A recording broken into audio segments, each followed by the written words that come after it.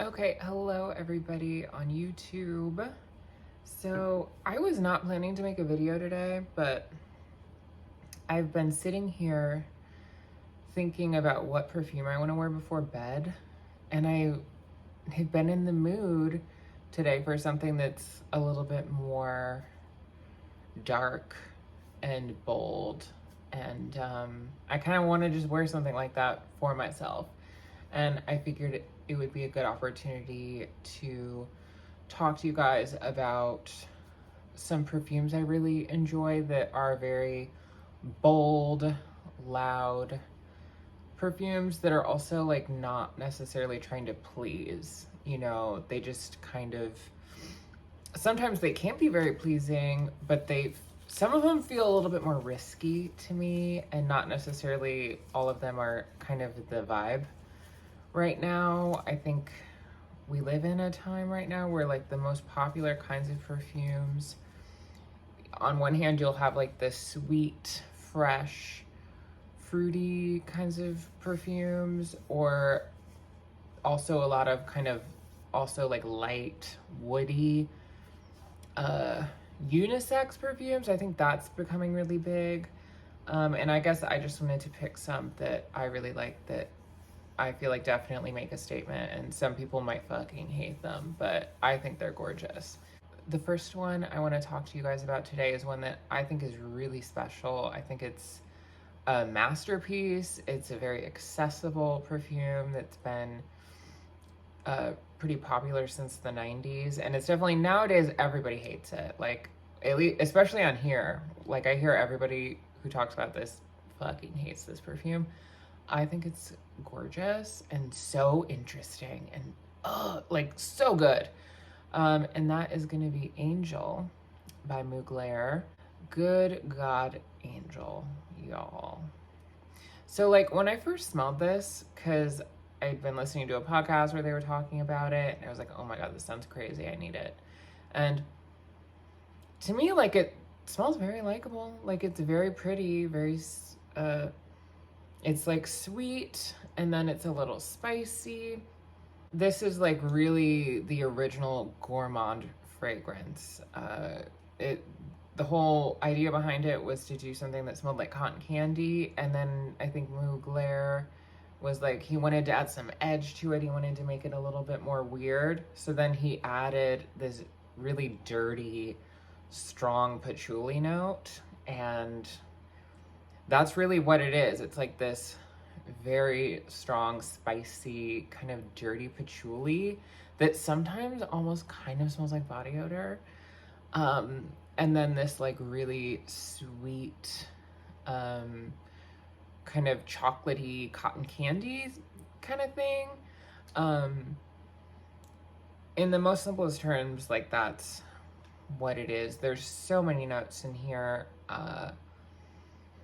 And it just smells, I don't know, it's so unique. There's nothing like it. I think is really beautiful and weird. And to be honest, like some people find it so offensive, and I just don't understand why they feel that way. But then sometimes I do. Like, I feel like every time I wear this, I have a different experience with it. Like, sometimes I think it's just like a really pretty, sweet perfume, and then other times I'm like, this smells like body odor, and it's like, I need to get it off of me. It's super strong, it lasts forever, and it's just like a work of art. There is this iconic review on Fragrantica where a guy described it as like something like a stripper wears, and like how it was marketed as this angelic, pure, like pretty scent, but it's like it smells like a dirty panties, and like it was so good. I need to find it because it's like the most amazing perfume review I've ever heard or seen or read. But this is so good. Y'all need to fucking get your shit together, and you need to get Angel. We need to make Angel a thing again. It's such a badass scent. I have never worn this in public though, so it's like I'm one to talk and saying that we need to make it a thing because like I'm too scared to wear it. But I'm hoping to change that. I think it's just so good. It's so good, and I need to talk about it more. I need to wear it more, even though like it's definitely not a summer perfume, but maybe it should be. Maybe it fucking should be, you guys. So yeah, that is Angel. It's such a cool murder weapon. I want to eventually actually get a full bottle, but this one has taken me forever to get through. Like, I think I got this before I ever even had a full bottle of any perfume. So like, this one's definitely been in my collection for a long time. And it's one that you should all definitely get your nose on if you haven't already. The next one I want to talk to you guys about is one from Kayali that I've never talked about. When I first got this, I really didn't like it, and I was really bummed because it just sounded so cool to me. It is Kayali Invite Only Amber 23. To me, like, initially, like, it felt really screechy. It smells like cinnamon whiskey. That is fully what it smells like. It's a very boozy cinnamon. There's a sweetness to it, and it feels very high pitched. But it is really pretty, and it's one that's grown on me a lot. I like the kind of elegance to it. There's like this spiciness to it. It definitely makes me imagine. It's the kind of perfume that would go really great with a black dress, you know, and like a nice dinner during winter time or just any time. I'm honestly at this point getting sick of like reducing everything to a season, even though that's also fun, and I've been doing that myself. Like, I literally took a bunch of my perfumes, including this one, and put them in my drawer because I'm like, I'm not wearing that till autumn or winter. And then today, a day after I did that, I'm like pulling all of these out because now I want to wear them. Human psychology, bro. It's like something else.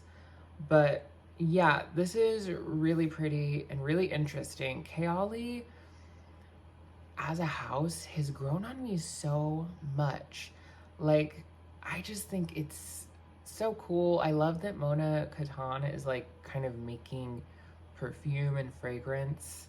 She's like bringing it to the mainstream a little bit, and like the more deeper aspects of it, and like making her like fun YouTube videos, but then like talking about oud and like things that mostly like perfume nerds know about. But like, she's kind of, I don't know, I feel like releasing these Kayali fragrances that you can get at Sephora that are a little bit more edgy and different than your normal perfumes. I like that she's doing that. And I would say this is when like Kayali started really getting a little bit weirder and more daring with their fragrances. Because this last year they've had so many interesting releases. With this, I haven't smelled Sweet Diamond Pink Pepper, but I really want to. And other ones as well. But yeah, this one's just like a really kind of glamorous, classy, edgy perfume that I would just really recommend to you guys. So I just realized I was like holding my vape up as I was talking because I'm like puffing in between cuts. Vaping is really bad and you shouldn't do it. And I'm sorry that I forgot I was holding it. But yeah, don't vape. Cigarettes are better because they're way cooler. You should smoke cigarettes. That's what people need to do. The next one I want to talk about is one that I brought up in my last video. To me, this is a very bold perfume. This is L'Entrée Intense. I won't go into it too much. I think this one is very likable. So it's not really super daring, but like, I think the black pepper in it definitely adds a little bit of an edge. And it's just like, it does feel like an outgoing perfume. Like, you're not gonna, it doesn't make you feel timid wearing this. a perfume for somebody that's confident and like knows what they got, it's just really cool. I love it, but it's still really pretty and just really stunning. It's nice when you get perfumes that actually are strong and project and last, and they smell really amazing, because I just feel like it's very easy for me with a lot of fragrances where I just feel like they are gone after an hour. And this one just, it feels like it's a satisfying wear and like a really satisfying purchase, because it's one that I know is never, if I spray this on before going out, it's not going to go to waste, because it's going to last while I'm out, and it isn't just going to sink into my skin by the time I'm wherever I go. So yeah, this one's amazing. The next one I want to talk to you guys about is one that I don't think I have talked to you guys about yet. I got a little decant travel spray of Carnal Flower by Frederic Malle. This is a tuberose bomb. This is like a photorealistic, strong tuberose. It's very like, I think it's gorgeous.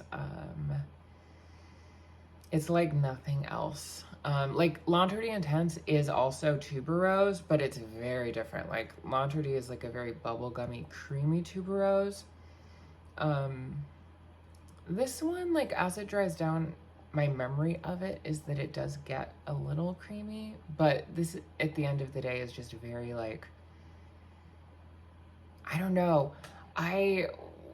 One thing I almost described it as is like a rainforest. Like it kind of makes me think of like a tropical rainforest, because there's a humidness to the scent.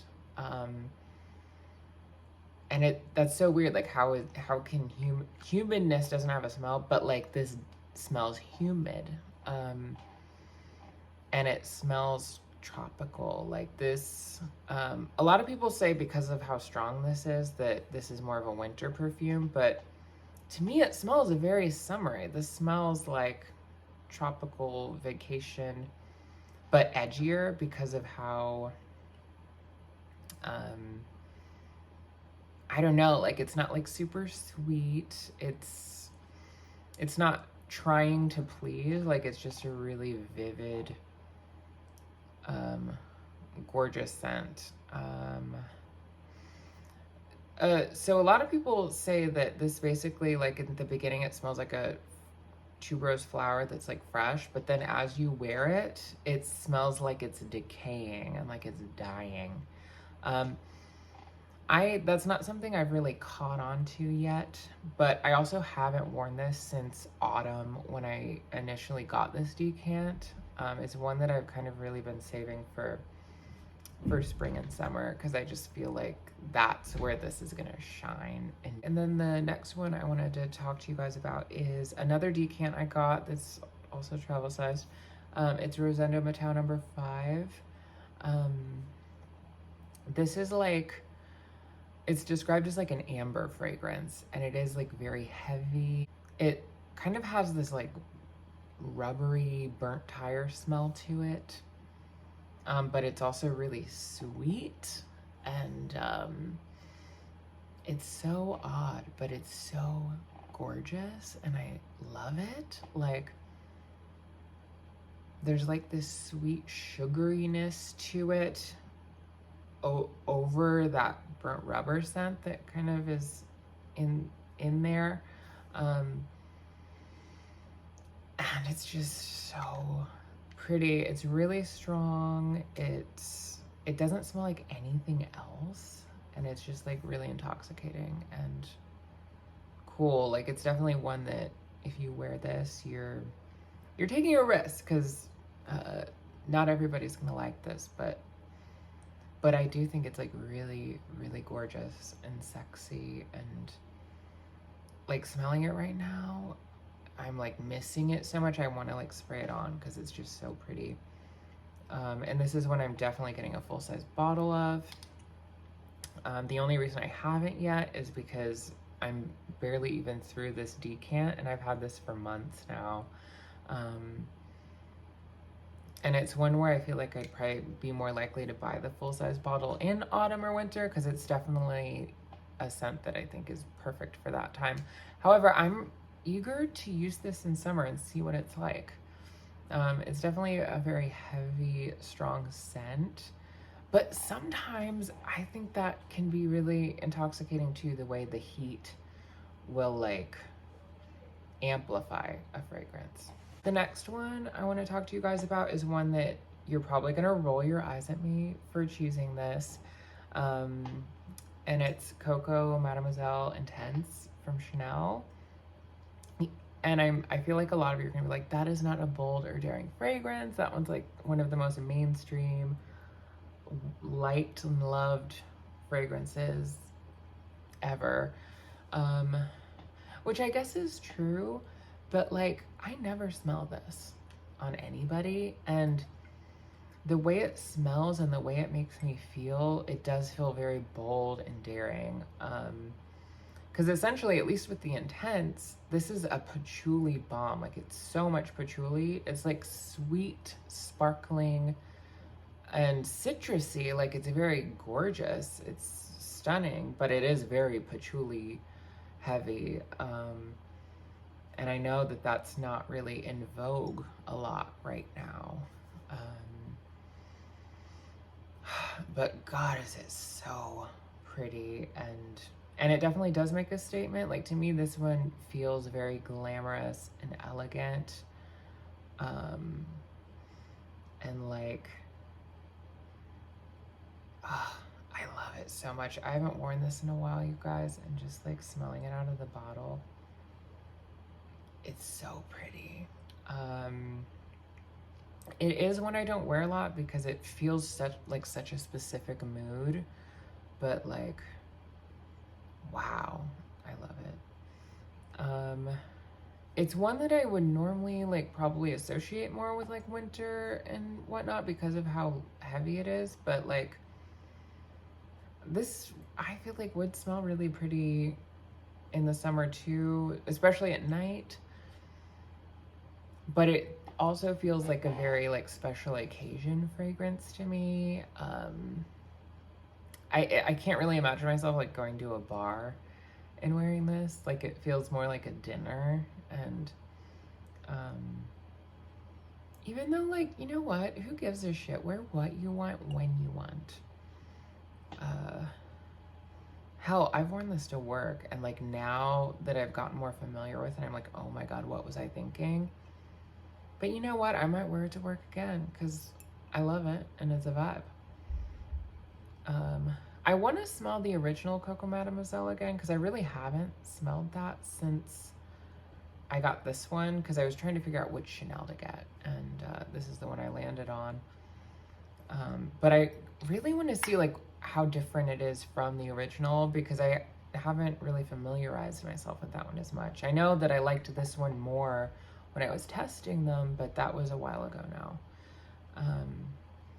But yeah, this is a really pretty, bold, daring scent in my opinion, just because it makes such a statement, and a lot of perfumes nowadays don't really do that. The next one I want to talk to you guys about, and this is Dior Poison, the Eau de Toilette. This one is like 80s to the max. Okay, I'm gonna spray it just because I miss smelling it.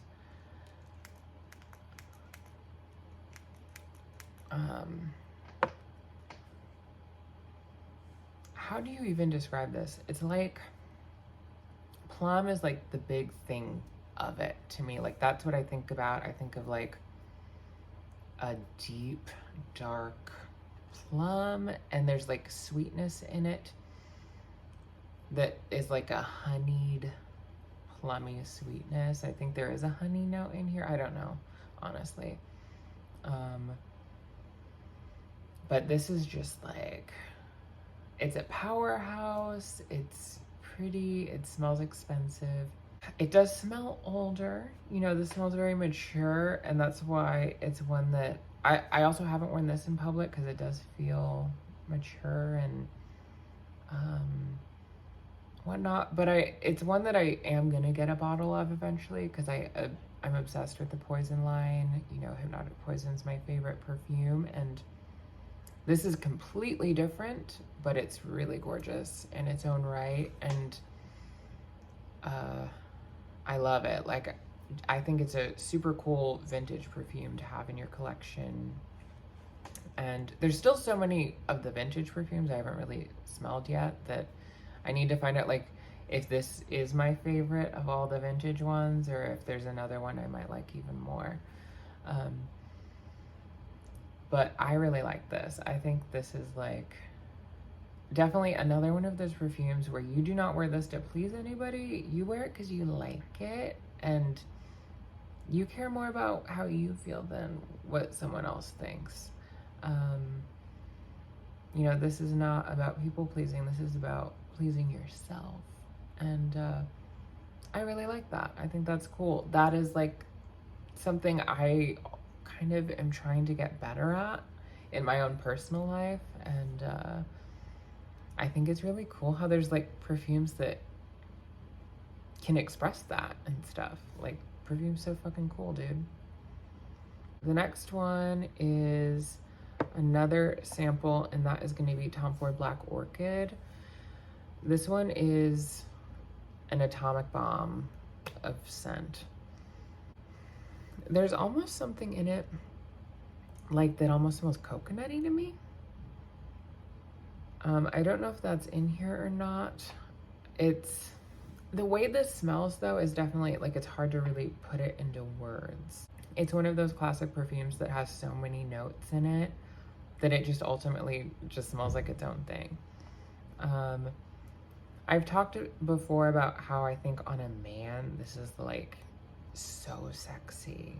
Not that I've smelled it on a man, but I've smelled it and I've thought like, God, I want to be with a man that smells like this.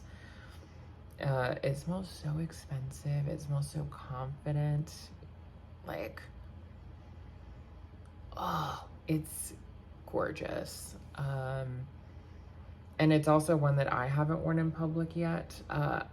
When I finally got this sample, because I'd smelled it in the store on a blotter, and I was obsessed with my blotter. I had it in my purse for 2 weeks, and I would just pull it out and sniff it, and I was like, God, I need this. So I hadn't ever worn it on my skin.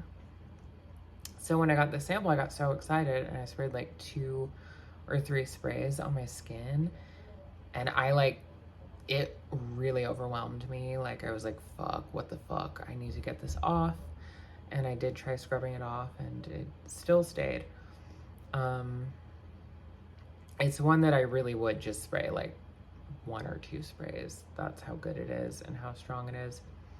And it's weird because when I smelled it on the blotter, it didn't feel that way to me. It didn't feel like this like fragrance that was like super strong and like too weird.